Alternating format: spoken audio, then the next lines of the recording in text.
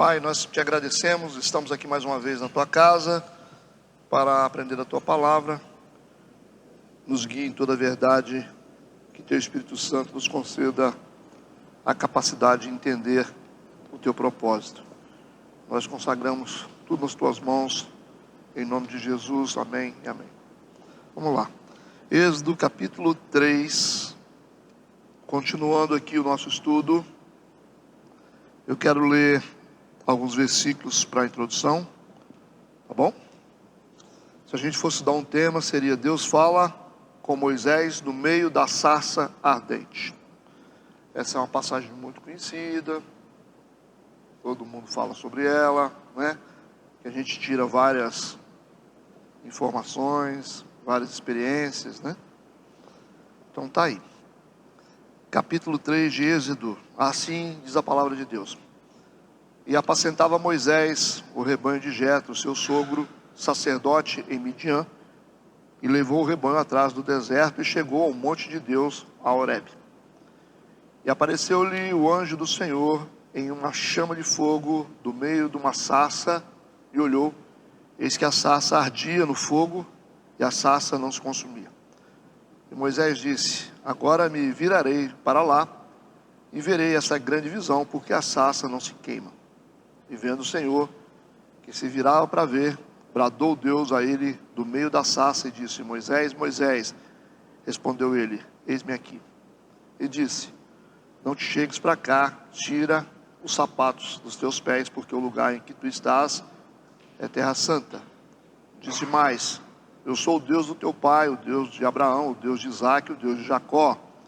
E Moisés encobriu o seu rosto, porque temeu olhar para Deus. Ok? Então só até aí tá bom. Vamos começar a entender um pouquinho mais, tá? Logicamente que a gente já falou bastante sobre o capítulo 3, vocês já ouviram isso bastante nas mensagens, nas pregações, né? Porque é um capítulo muito rico. Mas vamos fazer aqui, né, vamos ter um entendimento disso aqui um pouco mais profundo, tá? Versículo 1. Apacentava Moisés o rebanho de Jetro, seu sogro, sacerdote em Midian, e levou o rebanho atrás do deserto e chegou ao monte de Deus, a Horebe. Vamos só relembrar aqui que Jetro é sacerdote em Midian, mas esse não é um título relacionado à espiritualidade do Jetro. Tá bom, gente? Nós lembramos bem que o Jetro, ele era líder tribal, era líder da tribo. Ele tinha lá o clã dele, e ele era um líder, por isso chamado de sacerdote em Midian. A gente viu também que o Jetro era um homem que não tinha muita intimidade com Deus. Os versículos passados deixaram claro isso, que ele não era muito próximo de Deus, e ele começa a construir a sua relação com Deus devagar. A gente sabe também que Moisés não tinha nenhum tipo de intimidade com Deus. Aliás, o povo de Israel não tinha intimidade com Deus, não tinha conhecimento profundo de Deus, salvo os patriarcas, né, que Deus tratava de maneira bem próxima. Abraão, Isaque e Jacó, ali tiveram uma experiência específica com Deus, né? Foi construída ali uma relação com Deus, mas no todo o povo de Israel não conhece a Deus, só sabe que Deus é o Deus dos pais deles, Deus de Abraão, Isaque e Jacó. Então esse é o entendimento, não tem nenhuma relação com Deus. E Deus, como Deus, ele não tem também essa necessidade de se revelar. Ele não tem essa necessidade de se revelar. Se revela do jeito que ele quiser, porque ele é Deus, né? Ele é Deus. Então, assim, algumas coisas mais profundas de Deus, Deus mostra se quiser. Ele não é obrigado a fazer isso, sim, pelo simples fato dele ser Deus. Por isso que ele colocou a nação de Israel nessa condição por muitos anos. Não sabiam bem quem era Deus. Moisés também descobriu que era hebreu, mas mesmo assim a sua relação com Deus era uma relação muito restrita, não tinha muito conhecimento. Aqui você vai começar a entender.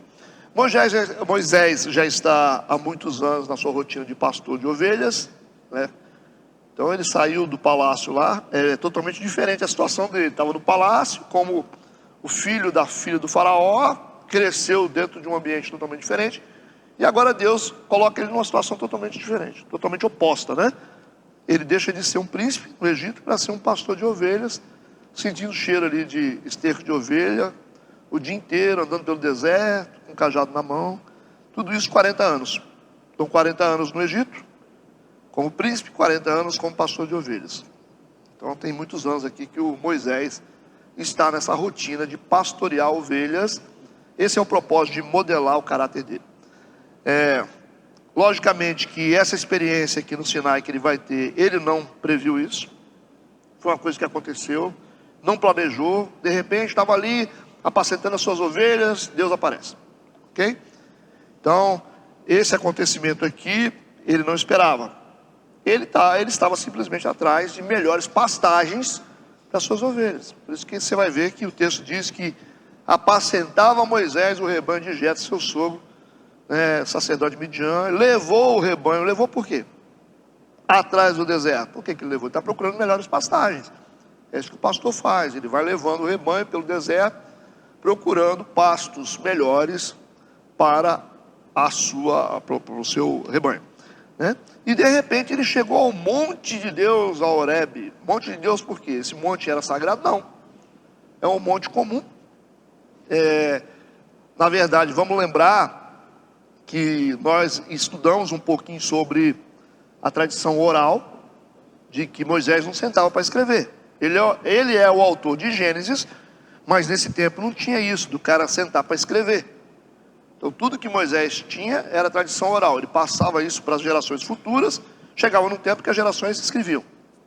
Alguém anotava, alguém registrava. Então o registro de Gênesis, ele vai ser feito muito tempo depois do que aconteceu. Está claro isso? Então quando Moisés diz aqui que ele chegou ao monte de Deus, significa que esse monte se chama monte de Deus com base na experiência que ele teve com Deus. Então por isso que ele escreve, ou ele manda escrever, ou os escritores escreveram isso aqui com base na experiência que ele teve, não porque o monte era sagrado. Então esse monte tem esse título aqui. Não teve nenhuma ocorrência anterior no Monte Sinai, não tinha nenhuma superstição, mas simplesmente a experiência marcante do Monte Sinai é a experiência do Moisés. Está claro isso? Por isso que o texto diz que ele chega ao monte de Deus, certo? Monte de Deus, esse registro aparece depois do acontecimento. Tá legal? Horebe ou Sinai, mesma coisa, né? São termos equivalentes, Horebe ou Sinai. Embora o primeiro nome aqui, Horebe, se refere às cadeias de montanhas, né, que existiam naquela região, o Sinai aqui é o cume particular. São várias montanhas, o Sinai é um cume particular ali. Mas Monte Horebe, Monte de Deus, e Monte Sinai é a mesma coisa. Tudo bem? Tudo bem? Vamos lá. Versículo 2. E apareceu-lhe o anjo do Senhor em uma chama de fogo, do meio de uma sarça, e olhou, e eis que a sarça ardia no fogo, e a sarça não se consumia. Então aparece um anjo ou aparece Deus? A gente sabe que Deus é uma pessoa, e anjo é outra pessoa. Mas a gente conhece isso aqui, né? Apareceu-lhe o anjo do Senhor em uma chama. Isso aqui é uma teofania. Ou seja, Deus ele pode se transformar em anjo, Deus pode se transformar em uma pessoa. Esse é um princípio de teofania. Toda vez que Deus se manifesta em forma de alguma coisa ou em forma de alguém, certo? Lembra lá o Jacó lutando com Deus? Não estava lutando com anjo. A Bíblia fala, lutou com um homem. Algumas traduções dizem, lutou com um anjo, lutou com Deus. O contexto é claro aqui, que vocês vão ver que Deus está falando com ele, é Deus que está falando. Então Deus se manifesta em forma angelical. A gente tem que saber separar isso aqui.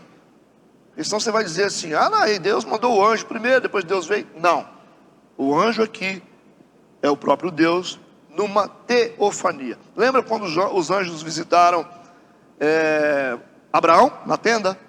Não tinha 3 homens? Deus estava no meio, né, em forma humana. Então aparece o anjo do Senhor em uma chama de fogo, no meio de uma sarça. Até então isso aqui é bem normal, certo? Na verdade essa árvore aqui é uma acácia selvagem, ou um espinho, né, selvagem, seco. E esse fenômeno de autocombustão era muito comum no deserto, muito quente. Você tem uma árvore ou uma planta seca lá, ela pega fogo sozinha. Isso é muito comum. Não tem incêndios que acontecem aí em algumas regiões muito secas e muito quente, autocombustão pega fogo sozinho. Então esse fenômeno era normal. Você chegava ali e você via ali um arbusto pegando fogo. Mas o problema não era esse. O texto é claro. Ele olhou, eis que a sarça ardia no fogo, mas a sarça não se consumia. Esse foi o problema. Pegar fogo é normal. O problema é que não consome. Ela nunca acabava. É igual você botar fogo no papel. Vai chegar um tempo que o papel queima e acabou o fogo. Só que eles ficavam olhando para aquele arbusto pegando fogo. Ele percebia que o fogo estava pegando ali, aquele negócio não queimava nunca. Era infinito, não parava de queimar. Então, ele falou assim, mas o que está acontecendo? Que esse negócio não para de pegar fogo. Então ele deve ter ficado muito tempo olhando. Isso chamou a atenção dele. Né? Porque não é normal, é normal queimar, mas não é normal continuar queimando sem parar. E a gente sabe mais ou menos o que significa. Então a sarça ardente aqui, essa sarça ela possui um significado triplo. Primeiro significado, porque essa sarça é um retrato de Deus. Porque revela a glória de Deus e o poder de Deus. Por isso que ela está pegando fogo ali. Ela revela a glória e o poder de Deus. Tudo bem? Segundo significado é que a sarça significa Israel. Quando atravessava tribulações, o fogo da aflição, mas ela não era consumida. Então ela nunca foi destruída a nação de Israel. Ela sempre passou por tribulação e ela não era destruída.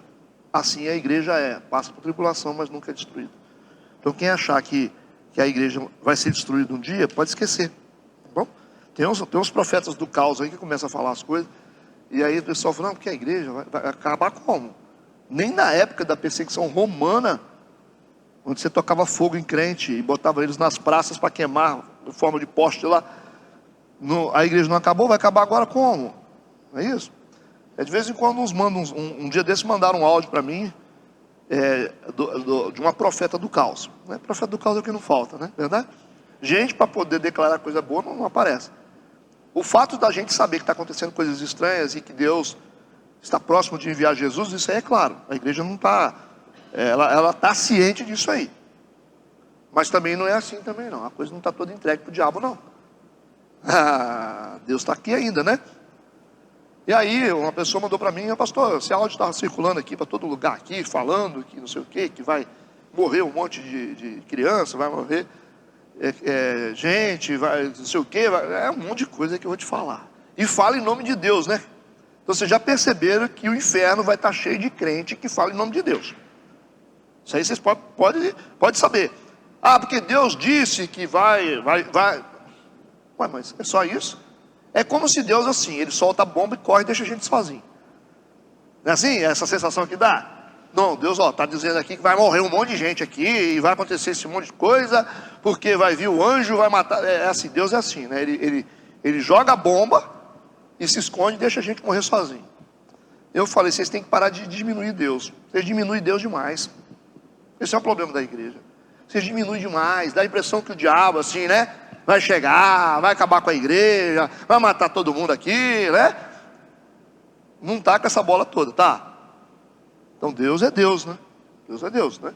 Quando a gente fala que Deus está no controle, isso tem que ser entendido.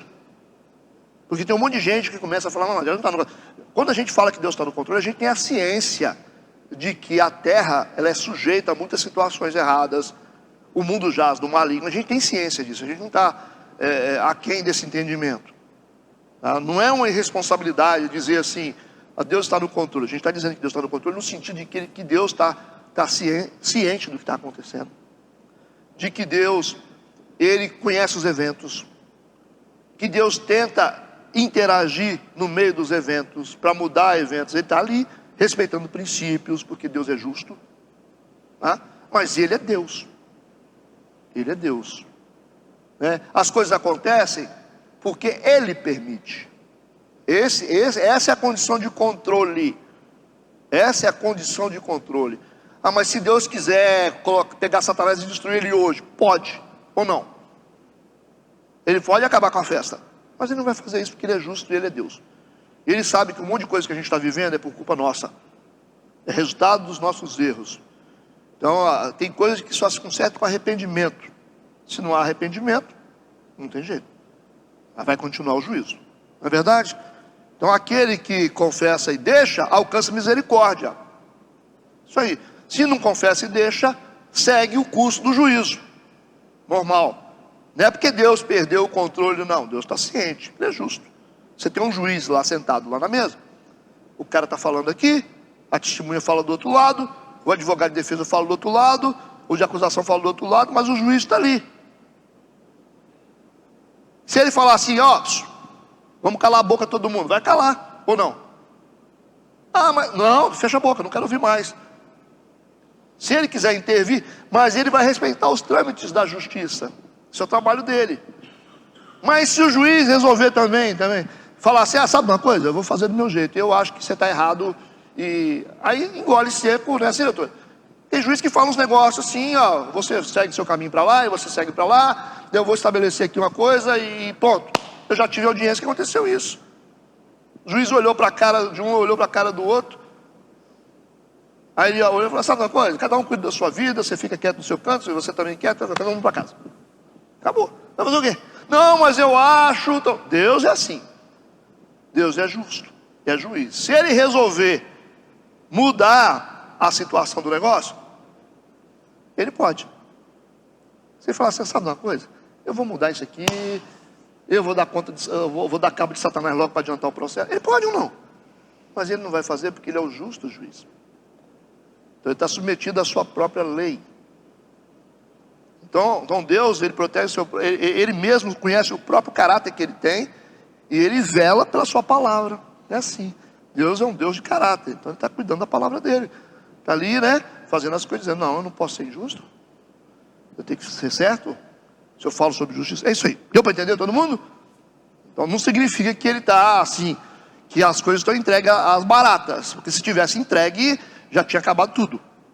Ou não? O diabo veio para quê? Matar, roubar e destruir. Não foi? Então por que ele não faz isso aqui tudo de uma vez? Essa é a situação que eu estou querendo falar para vocês.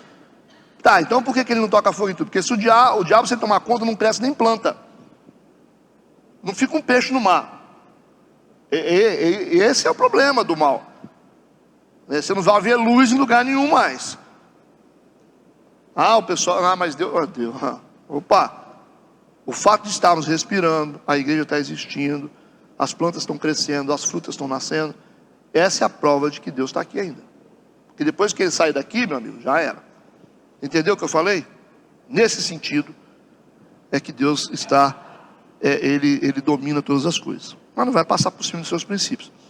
Então, vamos recapitular. A sarça ardente possui um significado triplo. Primeiro, é o retrato de Deus, revela a glória e o poder de Deus. Segundo, significa Israel, quando atravessa o fogo da aflição, mas não se queima, não se consome.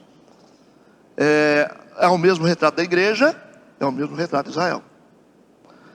E por último, a sarça retrata Moisés, que é um pastor humilde, vocês vão ver isso claramente, que com a ajuda de Deus se tornaria um fogo que não pode ser extinto. Vai ver que Moisés vai se tornar poderoso como Deus, e vai de um pastor humilde, que Deus fez ele se tornar um pastor humilde, a um fogo que não pode ser extinguido. Tudo bem? Isso é o significado da sarça. Vamos agora para o versículo 3. Certo? O anjo aparece em uma chama de fogo no meio da sarça. Ele olha e vê que a sarça arde no fogo, mas não se consome. Então Moisés disse. Diz para quem?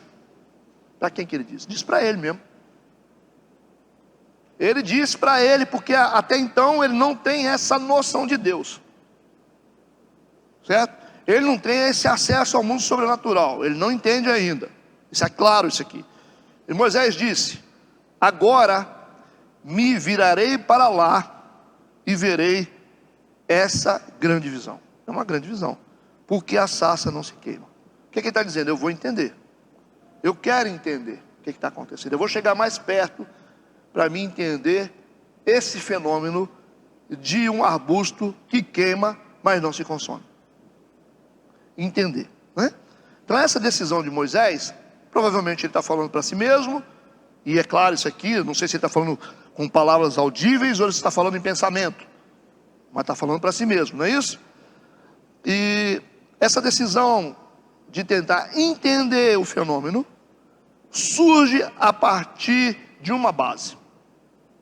Baseado em quê que Moisés está dizendo que vai lá entender por que a sarça queima, mas ela não se consome? Baseado em quê? Baseado na sua doutrina egípcia. Baseado nisso. É nisso que ele... Porque egípcio é assim, eles acham que tem o domínio, né, do mundo oculto, que tem domínio sobre os poderes ocultos. Isso é coisa de egípcio. Egípcio, o faraó se sente Deus. Ele acha que ele é Deus. Acredita na imortalidade, coloca lá a pirâmide, né?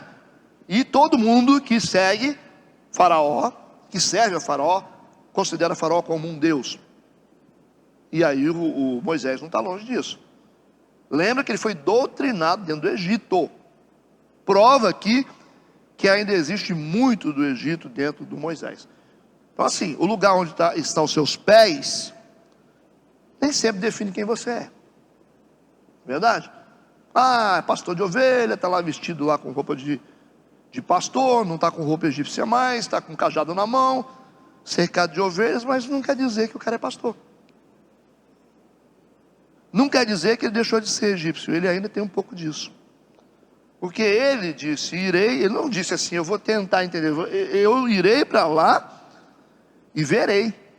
Ele falou, não está dizendo que vai tentar entender, ele falou, vou lá e vou entender. Por que ela queima e não se consome? Então essa sarça queimando não se consumindo é um mistério de Deus. É um mistério sobrenatural do mundo de Deus. Representa o mundo espiritual, que não é todo mundo que tem acesso. Não é qualquer pessoa que tem acesso. Você não vai chegando assim e vai entrando no mundo de Deus, vai entendendo o mundo de Deus, discernindo o mundo de Deus. Não, existe aqui protocolo para isso. Mas o Moisés acha que não. Ele acha que ele vai para lá e vai entender, vai explicar, igual o cara que quer explicar todos os fenômenos sobrenaturais. Não tem gente que é assim? Não, isso aí é demônio. Ah, isso aí é de Deus, isso aí não é. Essa parte é difícil, né? Nem tudo a gente tem que saber o que é. Não dá para a gente saber de tudo, né? Você acha que dá? Você acha que é de Deus, mas não é. Você acha que não é de Deus, mas é de Deus. É assim. A gente tem que ser humilde o suficiente para ficar assim, né, observando e buscando a orientação do Espírito Santo. Não dá para você falar assim, é isso. Tem gente que é assim, né? O irmão fala lá, ah, é demônio. Nem sempre. Pode ser. Ah, é carne. Talvez não. Ah, é o Espírito Santo. Talvez não, pode ser um demônio. Então assim, a gente tem que andar na dependência do Espírito Santo totalmente. Porque não é só apontar e dizer. É difícil de entender. O mundo de Deus é difícil de entender. E você vai vivendo nele, mas nem sempre você entende tudo. Tem coisa que você fala assim, meu Deus, o que está acontecendo? Então nós somos aqueles que a gente não entende tudo. Isso que nos define como gente. A gente não entende. Que bom, né? Que bom a gente não entender certas coisas. Ô Deus, por que eu estou sofrendo? Aí tem os especialistas que falam assim, não, você está sofrendo porque você não entregou o dízimo. Você está sofrendo. Os especialistas da igreja, né? Não, você está sofrendo porque você está debaixo de maldição.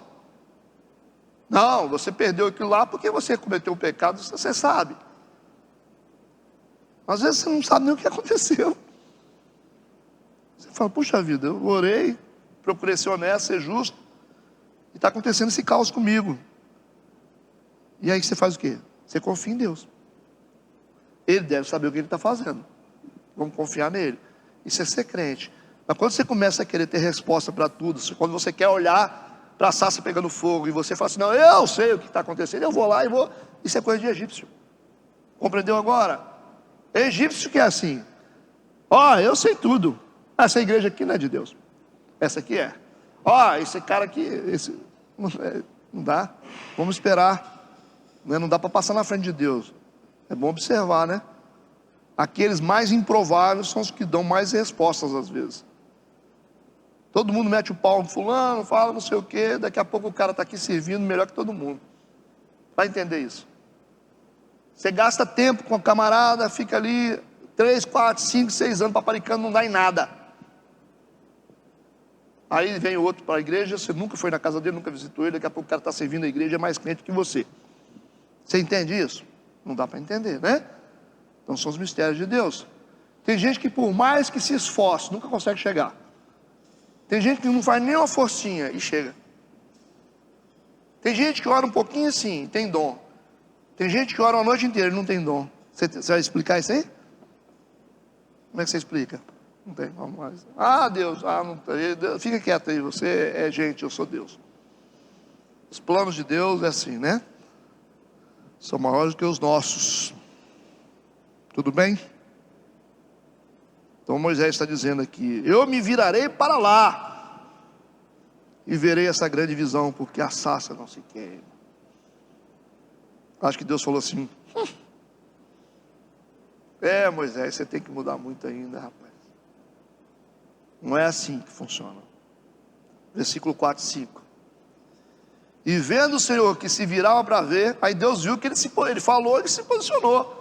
Quando ele armou o bote para ir para o lado da sarça, Deus ficou olhando para ele assim. E vendo o Senhor que se virava para ver, bradou Deus a ele. Bradou, né? Você já imagina o tom que Deus usou aqui. Vocês acham que Deus falou assim: ô Moisés, você acha que ele falou assim? Esse bradou aqui já tem um tom. Deus gritou com ele, bem alto, igual um pai grita: ô Renato! Mais ou menos assim. Bradou Deus a ele do meio da sarça. Aí já revelou que Deus é que está na sarça. Já mostrou a posição de Deus do meio da sarça. De onde que ele falou? De lá de cima? Ouviu uma voz do céu? Não, do meio da sarça. A prova de que aquele era o mistério de Deus e que era Deus que estava lá. Viu a geografia espiritual, como é que ela é bem definida aqui? Porque senão daqui a pouco você vai falar assim: o anjo estava lá, Deus bradou do céu. Não tem essa divisão, é Deus que está lá. Bradou Deus a ele do meio da sarça e disse: Moisés, Moisés. 2 vezes ainda, hein? 2 vezes. Não me faça repetir, hein? Deus falou 2 vezes. Esse é o tom dele. Respondeu ele: eis-me aqui. Legal. Revelou a sua geografia fora da sarça. Tudo bem? Aqui ele está se identificando espiritualmente onde ele está. Porque Deus fala dentro da sarça, ele fala fora da sarça. Então eles estão em lugares espirituais diferentes. Ele disse: eis-me aqui. Isso prova que ele entendia agora quem ele é. Aí Deus vai dizer para ele no versículo 5: não te chegues para cá. Não vem para cá. Poxa, é tão bom, né? Por que não? Oh Deus, por que não? Não vem para cá, tira as sandálias, tira os sapatos dos teus pés. Tem que tirar. Aí tem o porquê.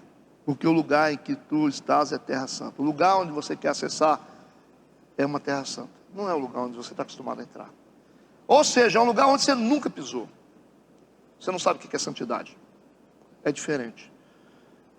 Pastor, mas então está dizendo que o monte Sinai é sagrado? Não. Não. Não. O lugar se torna um santuário por causa da presença de Deus. Certo? Por isso que Deus falou que é terra santa. Isso aqui pode se tornar um lugar sagrado, ou pode ser uma casa de forró, ou não. Então, os lugares não são sagrados. Sagrado é onde tem a presença de Deus. Coisa de religião, né? Jerusalém é sagrado. É sagrado para os idólatras. Para os idólatras é sagrado. O lugar que é sagrado é onde tem Deus. A sua casa é sagrada, mais do que Jerusalém, né? Porque lá na sua casa tem a presença de Deus. Então lugares podem se transformar em lugares de iniquidade. Então a gente tem que perder esse negócio de lugares. Ao monte é um lugar melhor, a igreja, a casa da Dona Maria é melhor do que a casa do seu João. Isso tem que acabar. A samaritana perguntou: onde é que a gente deve adorar? No Monte Gerazim? Ou no Monte Sião? Onde é? Jesus falou: o lugar de adoração é aqui, ó. Deus procura adoradores que o adorem em espírito e em verdade. Por que a igreja não aprendeu isso ainda, hein? Não, vamos construir o templo de Salomão.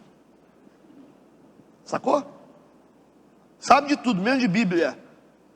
Jesus disse: eu destruirei esse templo e reconstruirei em 3 dias. O templo físico cai e o espiritual é edificado. Agora é corpo. Está falando da morte dele e ressurreição, e ao mesmo tempo falando do nascimento da igreja espiritual, que acontece por dentro. Aí vai lá, faz o templo de Salomão, aí o cara bota lá, aí os crentes ficam assim: tem crente de outras igrejas, não é só da Universal não. Temos que ir no templo de Salomão. Não posso morrer sem ir lá. É igual os crentes que vai lá ver os Buda, né? Bacana. Vocês nunca foram? Hã? Passa ali em Ibiraçu, não aguenta não, né? Tem que parar para subir, tirar uma foto debaixo do Buda. Isso é uma foto de entendimento espiritual. Meu Deus do céu, amado, que falta de entendimento espiritual. Não conhece nem Êxodo 20, cara. Não farás para ti imagem de escultura. Um portal para ser atravessado. Para qual dimensão a gente vai quando a gente atravessa um portal, vocês acham? É coisa para você nem passar perto. Tem que passar porque passa no asfalto. Onde tem um ídolo tem um demônio, gente. Vamos crescer um pouquinho. Ah, pastor, mas é tão bonito, tem um riozinho que passa assim atrás. Os meninos gostam de ir lá. O diabo, ele vem com um sapatinho de veludo, sapatinho de veludo. Mas não tem entendimento espiritual, fica lá. Aí depois chega endiabrado na igreja. Ô pastor, não sei o que está acontecendo comigo. Tem que ouvir. Nós somos de igreja renovada, a gente tem que entender essas coisas. Lugares se tornam santuários por causa da presença de Deus. Ok? Onde não tem Deus é só lugar. Monte Sinai se tornou um lugar sagrado por causa da presença de Deus. Só isso. E não tem que ficar aí idolatrando lugares e achando que você vai ficar mais santo, porque você foi para um lugar. Como me falaram uma vez assim: pastor, se você não for em Israel, seu ministério nunca será completo. Que coisa linda, né? Que coisa maravilhosa. Se eu não for Israel, meu ministério nunca será completo. Que coisa ridícula, gente. Lugar de idolatria. Tem um significado histórico. Tem um significado da promessa de Deus para um povo, da posse da terra. Agora, o meu ministério, o seu ministério vai ficar melhor porque você pisou em Jerusalém? Ah, vocês estão de brincadeira.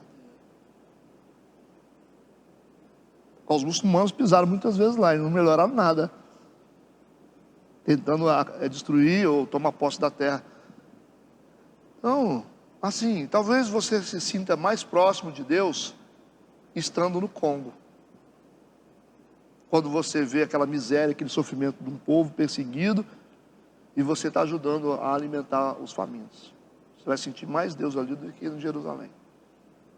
As caravanas que saem do Brasil para ir para Jerusalém, faz escala onde, Dudu? Dubai. Dubai é lugar de milionário, gente. Isso é turismo gospel. Os crentes ficam juntando dinheiro aí, esquece das necessidades mais sérias da igreja. O irmãozinho lá não está comendo, o outro lá não tem dinheiro para comprar remédio, mas tem que juntar dinheiro para mandar o pastor para lá. Aí junta lá 30 mil, né? Deve ser mais hoje. Só de passagem aérea para ele e para a esposa. E aí vai para lá. Para voltar mais santo, fica todo mundo esperando ele voltar. Todo santo, né? Ei, vou te falar. Para fazer turismo gospel, comer lagosta em Dubai. Os caras rechonchudos assim. E em Dubai está cheio de Espírito Santo. E os missionários que estão nos campos do Afeganistão, com as suas famílias morrendo lá, para pregar o evangelho? Cadê? A gente não sabe disso. A gente não sabe, né? A gente não sabe de nada. Tem que ler Portas Abertas de vez em quando para você ver. O cara não tem R$100 para poder comer, porque as igrejas não mandam dinheiro, não ajudam. São poucas que mandam. Aí ninguém fala nisso, não. O cara lá está pendurado lá pelo guincho, lá morrendo, sendo assassinado, porque está pregando o evangelho. Isso aí ninguém vê. Então assim, a gente está vivendo um tempo muito doido. Os verdadeiros santos estão nos campos missionários, não estão em Jerusalém. A igreja quer ouvir isso? Não, a gente tem que ficar poderoso, porque o pastor vai trazer lá a água lá do Jordão, cara. Vamos fazer a campanha. O senhor vai trazer 1 litro de água do Jordão, vai trazer a areia do Sinai, do deserto, para nós. E aí ele vai batizar 7 vezes, 7 mergulhos no Jordão, vai voltar cheio do poder e volta, né? Ele acessou um poder, mas não sabe de onde. Nós já estudamos sobre isso. Ele acessou um mundo espiritual, lembrando que o reino do Espírito se acessa só com a Bíblia e com o Espírito Santo. Tem que ser o nosso guia. Mas quando você quer acessar o mundo espiritual sem a Bíblia, porque a Bíblia é clara, ela nos guia em toda a verdade, o Espírito Santo nos guia em toda a verdade. Esse é o trabalho do Espírito Santo, nos guiar em toda a verdade. É assim que ele nos leva para o mundo espiritual. Então quando você acessa o mundo espiritual sem Bíblia, porque esses caras têm tudo, menos Bíblia. Quem achar que Jerusalém é um lugar que torna a pessoa mais espiritual, ele não entende da Bíblia. Quem reconstrói um templo para ser cultuado, enquanto Jesus disse para não construir templo, ele disse: eu não habito mais em templos feitos por mãos humanas. Isso entende de tudo, menos de Bíblia. Você está lutando contra o Evangelho, você está desconstruindo a obra de Cristo. E aí você acha que isso é legal, porque é bacana, né? Deixa a igreja mais movimentada, cheia de gente. Aí você volta poderoso, né? Volta cheio do poder. Isso é coisa de idolatria. A gente condena os católicos, mas a gente faz pior, que é acreditar em coisas e lugares e, né? Lugares. Ah, pastor, mas lá é um lugar sagrado. Sagrado o quê, rapaz? Sagrado onde tem Deus. Que seja na minha casa, na minha rua, aqui na igreja. Quando a gente pega e desmonta uma casa de prostituição e transforma ela numa igreja, aí sim, aí esse lugar ficou sagrado. Agora a gente precisa entender isso. Essa tem que ser a nossa defesa do Evangelho. Vocês precisam estar preparados para falar sobre isso, com coragem. Vai ficar um monte de pastor falando assim: não, aí, tá vendo? Aí está estragando o nosso trabalho. É isso aí, vocês têm que estragar o trabalho de gente que comete heresia contra a igreja. E para desfazer esse negócio, é difícil demais, né? Que está na cabeça da pessoa. Eu volto para o texto. O Senhor, vendo o Senhor que o Moisés se virava para ver, bradou a ele do meio da sarça e disse: Moisés, Moisés. Respondeu: eis-me aqui. Não te chegues para cá, tira a sandália dos teus pés, porque o lugar que você está é terra santa. O lugar se tornou um santuário por causa da presença de Deus. Ok? Tirar as sandálias tem vários significados. Reverência a lugares sagrados. Lembra, por causa da presença de Deus. Os sacerdotes tinham o costume de entrar descalço no templo, por causa da reverência. Guarda o teu pé quando entrares na casa de Deus, lembra? Escravos não usavam sandálias. E aí mostra como Deus está colocando o Moisés numa condição de servo. Deus está rebaixando o Moisés um pouco mais, para que ele entenda o lugar que ele está pisando. Sujeitai-vos a Deus, humilhai-vos na presença de Deus. Não é assim?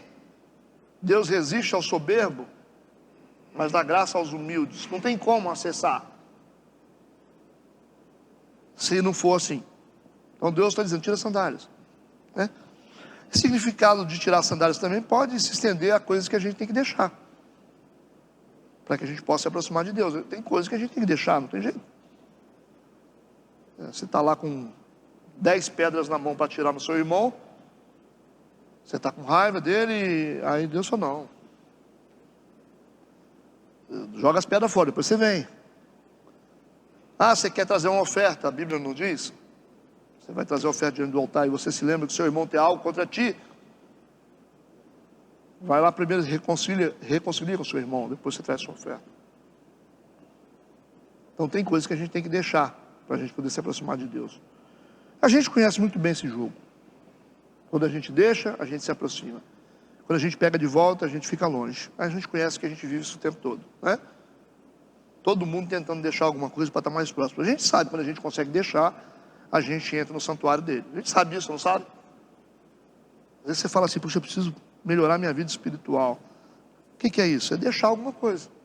Eu preciso buscar mais a Deus. Enquanto a gente carrega sandálias, a gente não se aproxima dele. Versículo 6. Disse mais o Senhor. Interessante, né? Porque Deus vai dizer mais aí. Eu sou o Deus do teu pai, o Deus de Abraão, o Deus de Isaac, o Deus de Jacó. Então essas palavras foram muito marcantes para Moisés. Tem um significado, porque todo mundo falava isso. Que Deus era Deus dos pais. Então assim, abriu assim para ele assim, um mundo espiritual. Ele começou a sentir que era algo familiar que estava ali.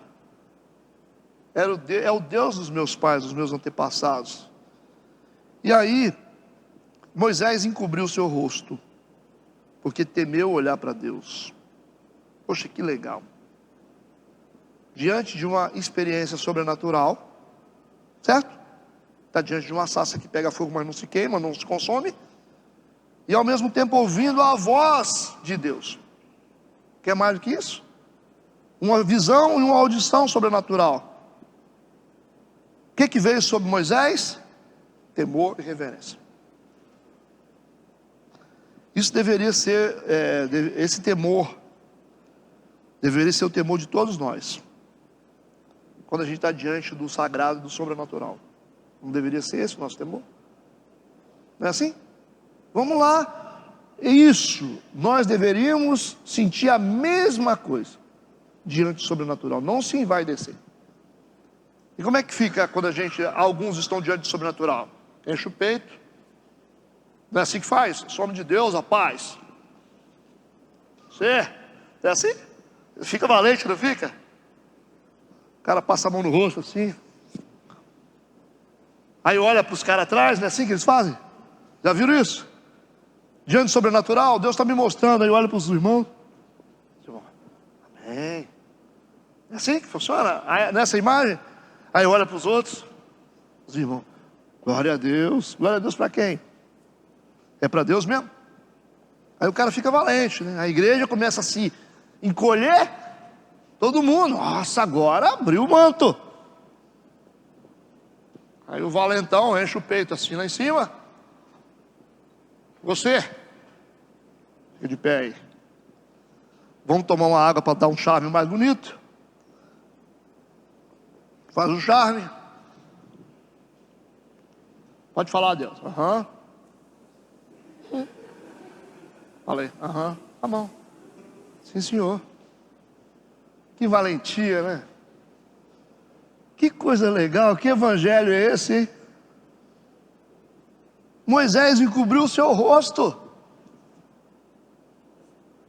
A Bíblia diz que temeu olhar para Deus, medo de morrer. Medo de morrer. Porque quando você está diante do sagrado, do sobrenatural, você conhece, cara, você está diante da sua realidade, de quão pequeno você é. É isso que tem que fazer com a gente. O que aconteceu com Saulo de Tarso quando Jesus iluminou o caminho de Damasco? Caiu do cavalo e cara no chão. Perdeu toda a sua condição. Teve que ser carregado, ficou cego. Não é assim? Já viu os homens de Deus? Ai de mim, porque eu vi Deus. O profeta Isaías não fez isso? Ai de mim, sou um homem de lábios impuros. Está na Bíblia. Vai continuar a ser valente? É valentia que a gente tem que ter quando a gente está diante do sobrenatural, do sagrado? Valentia, a gente tem que enfiar a cara dentro do pó assim, ó. E falar, agora eu vou morrer. Não tem como. É isso que acontecia quando Deus descia no meio de um povo em pecado, o povo morria. Foi isso que aconteceu com Uzá quando ele tocou na Arca da Aliança, ele puf no chão. Deus abriu uma rotura nele, todo mundo entendia isso. Nós vamos continuar sendo valentes ainda na igreja? Nós vamos entrar com o peito aberto assim? Que você é o homem da prece milagrosa? Que Deus usa você? Ou você vai ficar no seu cantinho quietinho, humilde, e dando graças a Deus que Deus está te usando, embora você seja pecador? Entendeu como é que a coisa é totalmente diferente? O que eu quero dizer, eu não estou forçando barra aqui. A gente está aqui para desmistificar algumas coisas sobre a igreja. Quanto mais poder a gente tem, mais humilde a gente tem que ser. Quanto mais unção, quanto mais Deus te dá, mais humilde você tem que ser. Não se achar poderoso e que, porque Deus está me usando. Poxa, cara, misericórdia, Senhor. Eu não mereço isso, né? Está claro isso aqui? Moisés ainda tem um conhecimento superficial de Deus. E é superficial, hein? É superficial, e ele está com temor. Deus se apresenta a Moisés como Deus de gerações. O temor de Moisés, aqui é muito interessante. Temor de reverência, que serve de lição para a gente. Acho que a gente já deu vários exemplos disso aqui, né? De homens que tiveram diante do sobrenatural, e qual foi a reação deles? Né, Fábio? Você está sentado num culto aqui, Deus te mostra um anjo aqui, qual é a sua posição? Tem que cair de cara no chão, meu amigo. Você viu um anjo com a asa aberta aqui na frente, se Deus der essa graça, para você ver o mundo espiritual que está acontecendo, igual ele faz com um monte de gente, se ele abrir as cortinas do mundo espiritual, você está maluco, tem que ficar rolando no chão, uma meia hora de sofrimento, de medo, né? Então tem uns caras que a gente, tem umas mulheres e uns homens que a gente tem que respeitar, cara, que tem uma glória de Deus na vida fora do comum. Então, e às vezes não precisa de muitas coisas, né? Deus já faz o serviço, igual o Morales, né? Você vê, o cara anda, você vê a glória de Deus andando atrás do cara, é umas coisas fora do comum. Então é essas coisas que a igreja tem que ansiar, desejar, né? Quando homens de Deus, mulheres de Deus carregam essa glória que a gente está atrás. E o resto é movimento, né? Vamos seguir, senão o clima vai ficar tenso aqui. Versículo 7. E disse o Senhor: eu tenho visto atentamente a aflição do meu povo que está no Egito, e tenho ouvido o seu clamor por causa dos exatores, porque conhecia as suas dores. Gente, é interessante a gente notar que essa experiência de Moisés, diante da sarça ardente, acontece exatamente no ano do cumprimento dos 400 anos de escravidão. Exatamente. Quando completa 400 anos de escravidão, Deus dá essa experiência para Moisés. As ovelhas dele vai parar lá perto do Sinai, tudo certo? Tudo dentro de um tempo certo de Deus. Conforme está em Gênesis capítulo 15, versículo 13, né? Quando Deus disse a Abraão, Gênesis 15, 13. Então disse a Abraão: sabes de certo que peregrina será a tua descendência em terra alheia, e será reduzida à escravidão, e será afligida por 400 anos. Então o que Deus falou para Abraão, aconteceu. E quando findou os 400 anos estão se cumprindo, Moisés tem uma experiência com Deus no Monte Sinai, ok? Deus está dizendo que tenho visto atentamente a aflição. Aí vem a pergunta: pastor, 400 anos, se Deus está vendo a aflição, por que ele não agiu? Você não precisa ser inteligente para responder, né, gente? A vontade de Deus, nós temos que entender que Deus é um Deus de princípios. O povo de Israel estava prisioneiro no Egito por causa de quebra de princípios anteriores. Então Deus não vai passar por cima dos princípios dele. Por mais que Deus queira fazer, tinha que haver o cumprimento dos 400 anos de aflição, certo? Então não adianta a gente achar que, mas aqui Deus está dizendo, eu tenho visto. Tem visto, Deus? 400 anos você ouviu e não fez nada? 400 anos exatamente, viu, acompanhou e não podia fazer nada, porque não podia passar por cima da sua própria palavra, porque o povo de Israel estava cativo, porque quebraram princípios espirituais. O cativeiro é resultado de uma quebra de princípio. Então Deus não vai mudar as coisas por causa disso. Deus é justo. Por mais que Deus queira fazer as coisas, tem coisas que Ele não vai fazer, certo? Porque Ele não pode negar a si mesmo. Versículo 8, Ele está dizendo: portanto desci para livrá-lo da mão dos egípcios. Desceu como? Desceu como? Deus desce? Deus tem perna? Aí vocês vão voltar lá em Gênesis, princípio da antropomorfia, lembra disso? Deus, a Bíblia usa essas palavras: Deus desceu, Deus viu, a mão de Deus. Deus tem mão? Deus é Deus. Você não pode condicionar a Deus à nossa condição humana. Deus é muito maior do que a nossa condição humana. Mão, olhos, pés, isso é condição humana, não divina. Então por que a Bíblia fala? É um princípio de antropomorfia, para que você possa entender melhor o mundo espiritual. Por isso que usa esse princípio, colocando características humanas em Deus. Por isso que fala que Deus desce, Deus sobe, Deus foi, Deus viu. E aí a gente começa a criar uma imagem de Deus, que Deus é um Deus que tem perna, tem mão, tem olho, tem cabelo. Aí cria aquela imagem de Deus sentado num trono com cabelão branco. Não é assim? Essa é uma condição muito pequena para Deus, não é? Fizeram uma confusãozinha na cabeça? Mas, pastor, a gente vai entender Deus então. Deus está além disso, além do ser humano. Ele é muito maior. A Bíblia não diz que Ele é o sol da justiça? Ele pode ser sol. Ele é Deus. Ele pode se materializar num sol. Deus não é um rio de águas vivas? Não pode se transformar num rio? Então você pode ver um rio assim descendo e pode ser. Deus pode ser um rio, ou não? Olha a força de um rio. Olha o poder de um rio para matar a sede das pessoas. Certo? Deus é um general de guerra. A Bíblia não diz? Pode ser um general. Deus é o leão. Jesus não é o leão da tribo de Judá? Pastor, mas Jesus não veio assim com barba? Claro, o verbo se fez carne. Deus se diminuiu a condição humana. Por isso que Ele se transformou num homem judeu que peregrinou pelo deserto, fez milagres. É um Deus se diminuindo aquilo ali, a condição humana. Porque quer coisa pior do que a condição humana? A Bíblia diz que Ele se tornou maldição por nós, foi até para a cruz.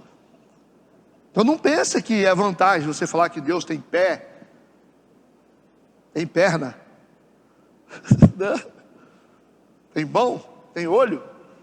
Não é legal isso aí? Os caras não faziam os ídolos lá, forma de gato, cavalo, fazia lá em forma de homem, em pé.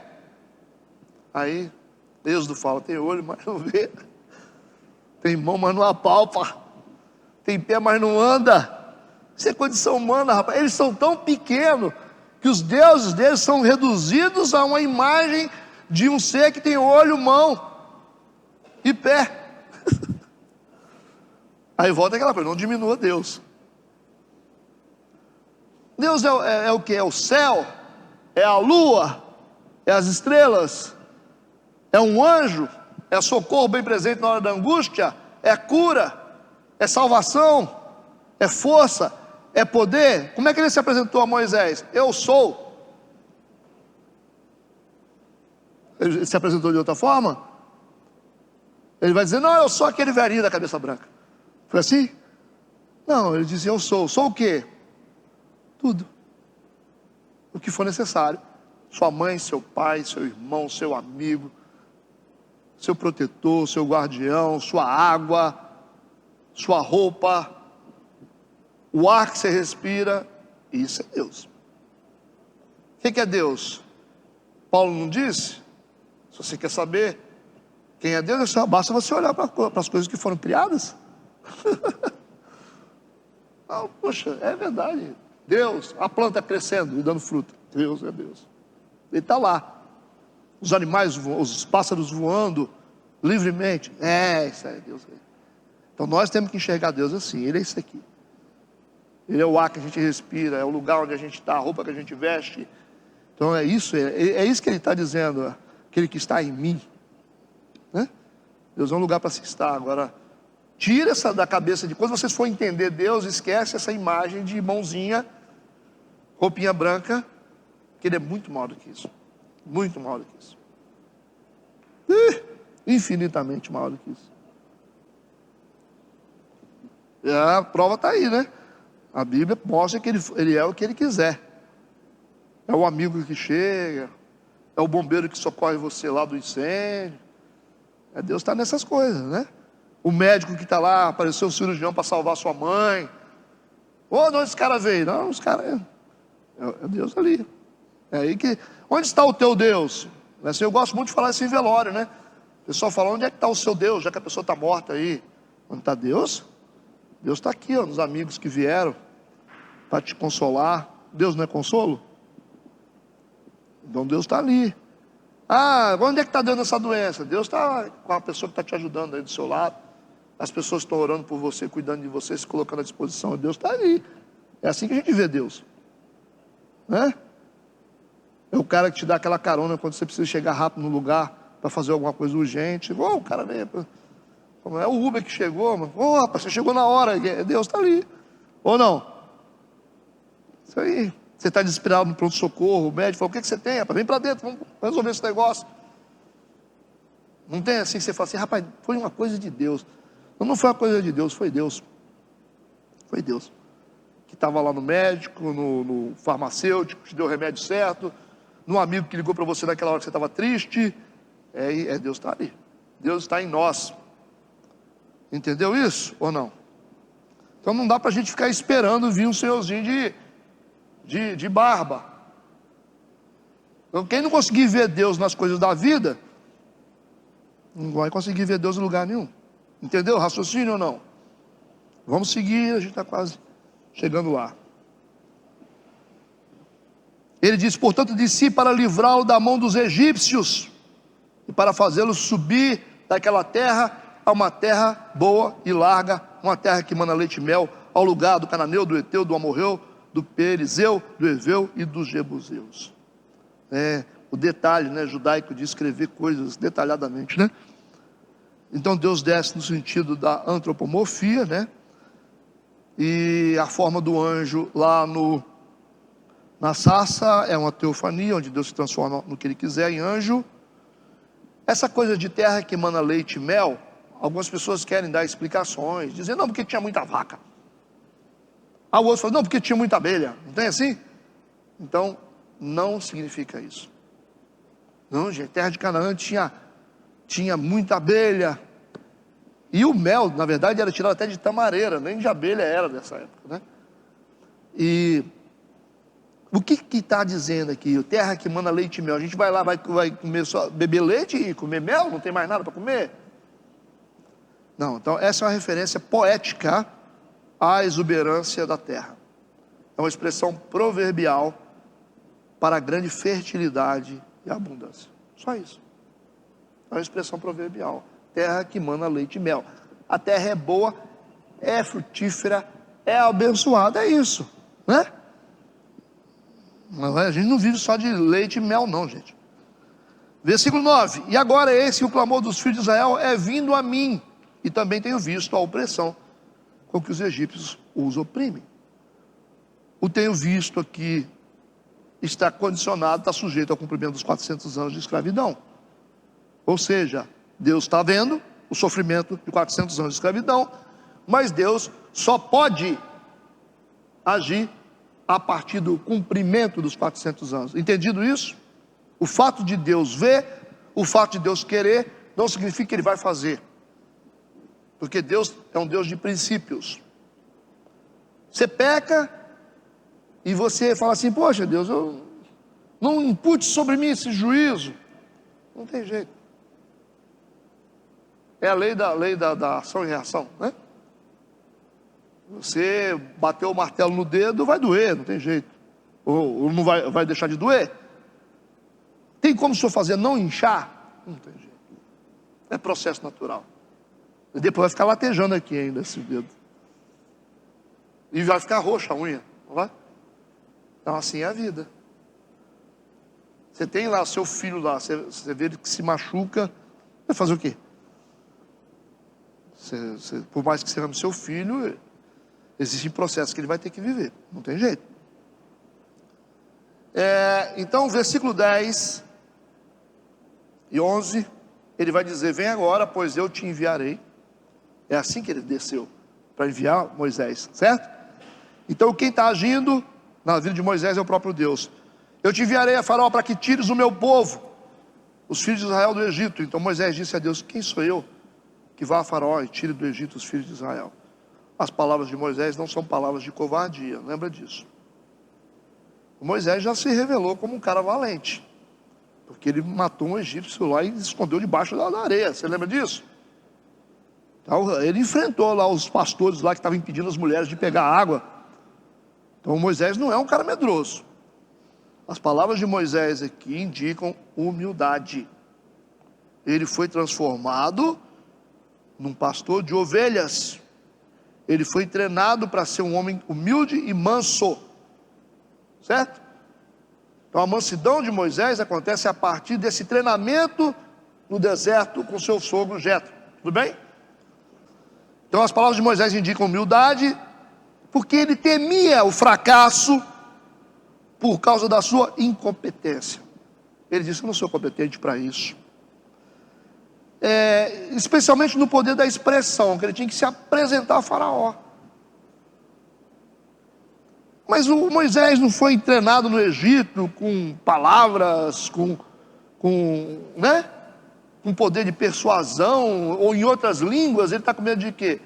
Então aquela arrogância do Moisés que ele tinha logo no início, ela é diminuída aqui a partir da experiência no deserto como pastor de ovelha, porque Deus fez uma coisa inversa para ele, na vida dele, certo? Então aqui ele se torna um cara humilde e diz: eu acho que ele está já contabilizando as coisas erradas que ele fez.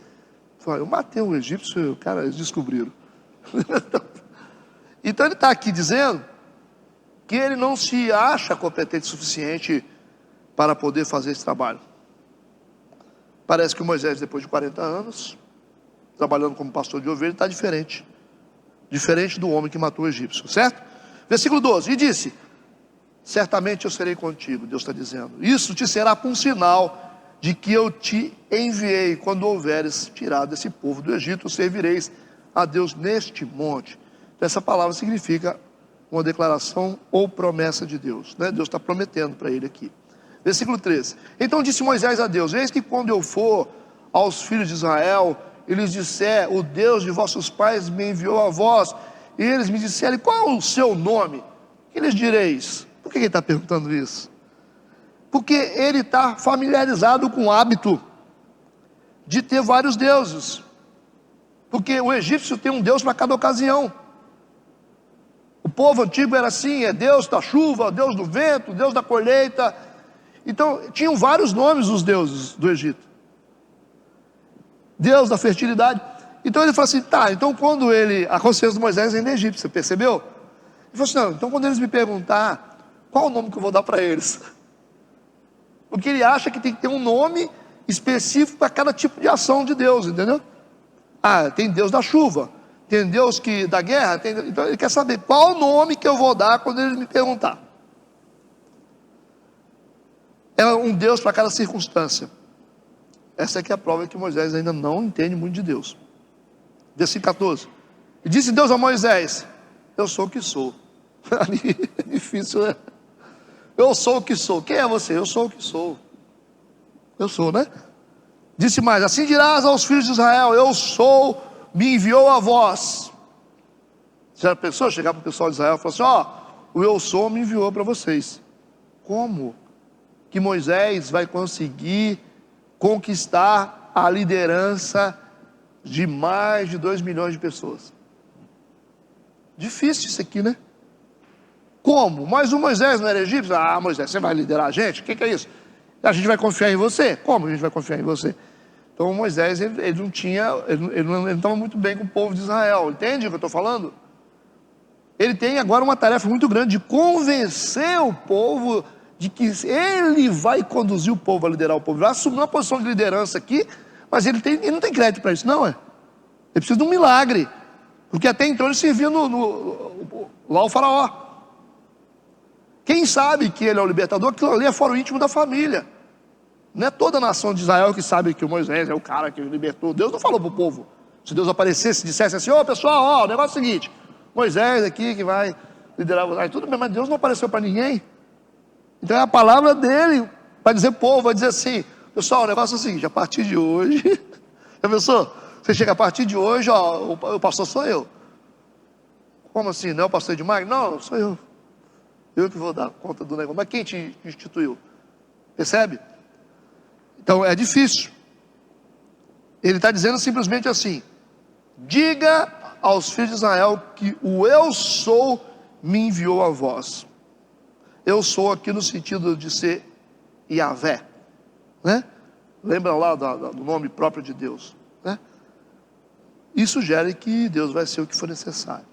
Então aqui é uma incógnita para ser revelada para o povo de Israel. Diga para eles que o eu sou te enviou.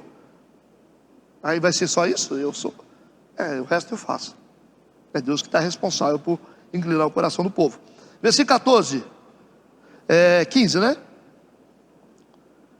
E Deus disse mais a Moisés: assim dirás aos filhos de Israel: o Senhor Deus de vossos pais, o Deus de Abraão, o Deus de Isaac, o Deus de Jacó, me enviou a vós. Este é o meu nome eternamente, este é o meu memorial de geração em geração. Aí ele começou a falar uma linguagem mais conhecida: o Deus dos nossos pais. E aí ele começou a explicar, porque essa palavra, essa linguagem de o Deus dos nossos pais era familiar para o povo de Israel, certo? Vamos continuar. Versículo 16. Agora que está a estratégia de Deus para Moisés. Porque você vê que Deus, ele não atropela, ele respeita o processo. Ele vai dizer assim: vai e ajunta os anciãos de Israel. Quem são os anciãos? São os homens mais velhos das famílias, os líderes tribais, certo? Você vai juntar toda a liderança de Israel, os mais velhos que lideram, chama eles. Se você tem eles, você tem o povo. Entendeu? Como é que Deus está trabalhando? Vai junto os anciãos de Israel, diz-lhes: o Senhor Deus de vossos pais, o Deus de Abraão, de Isaac e de Jacó, me apareceu dizendo: certamente vos tenho visitado e visto o que vos é feito no Egito. Então, os líderes dos clãs aqui precisam ser convencidos. Antes de aceitar a liderança de Moisés, as pessoas vão precisar da aprovação dos anciãos. Entendeu? Ele respeitando a hierarquia aqui, gente. Versículo 17. Portanto eu disse: far-vos-ei subir da aflição do Egito, a terra dos cananeus, do Eteu, do Amorreu, do Perizeu, do Eveu, do Jebuseu, a uma terra que manda leite e mel. A terra de Canaã, embora fora prometida por Deus aos israelitas, ela ainda era habitada por povos estrangeiros. E hostis ainda, tá? Então Deus deu a terra para eles, mas eles têm que vencer o povo que está lá dentro. Por isso que vocês vão ver Josué lutando para expulsar esse povo que está lá dentro. Está vendo como é que são as coisas? Rapaz, Deus não dá mastigadinho para a gente. Ele dá as coisas, mas a gente tem que lutar bastante. Versículo 18. E ouvirão a tua voz. Ouvirão por quê? Porque Deus vai convencê-los. Irás tu com os anciãos de Israel ao rei do Egito, e dir-lhe-eis: o Senhor, o Deus dos hebreus, nos encontrou. Agora, pois, deixa-nos ir caminho de 3 dias para o deserto, para que sacrifiquemos ao Senhor nosso Deus. Deus já avisou Moisés sobre a aceitação dos anciãos. Os anciãos vão te ouvir, mas o faraó não vai querer te ouvir. Eles pediram para sair do Egito e para oferecer sacrifício a Deus no deserto. São cerimônias religiosas. Versículo 19.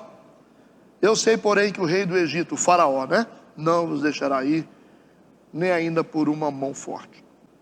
Então o texto original está dizendo o seguinte: eu sei, porém, que o rei do Egito não vos deixará ir, a não ser que for por uma mão forte.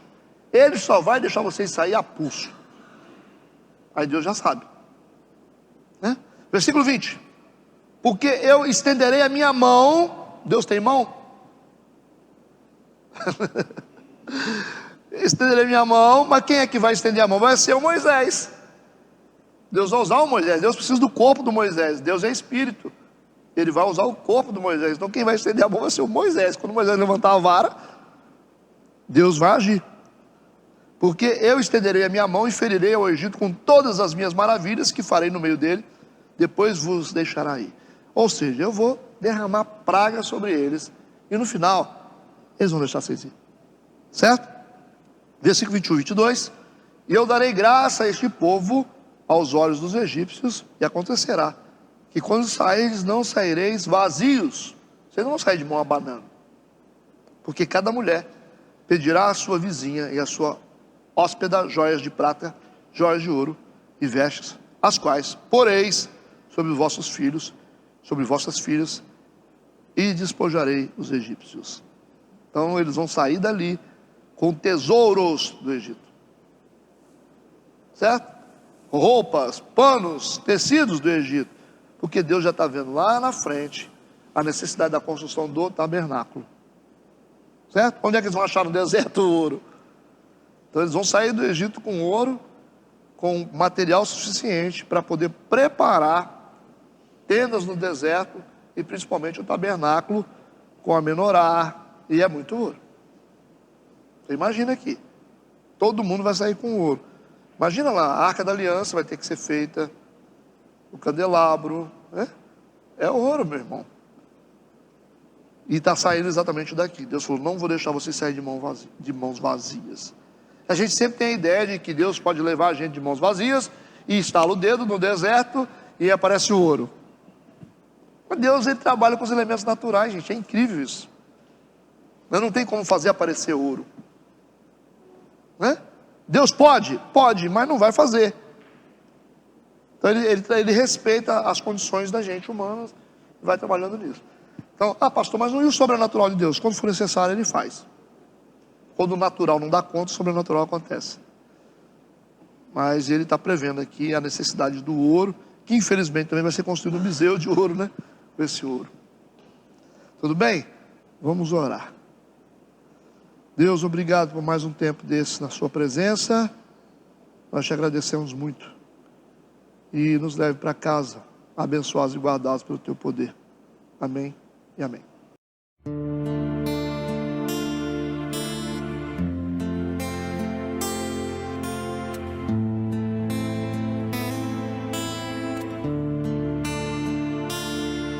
Shema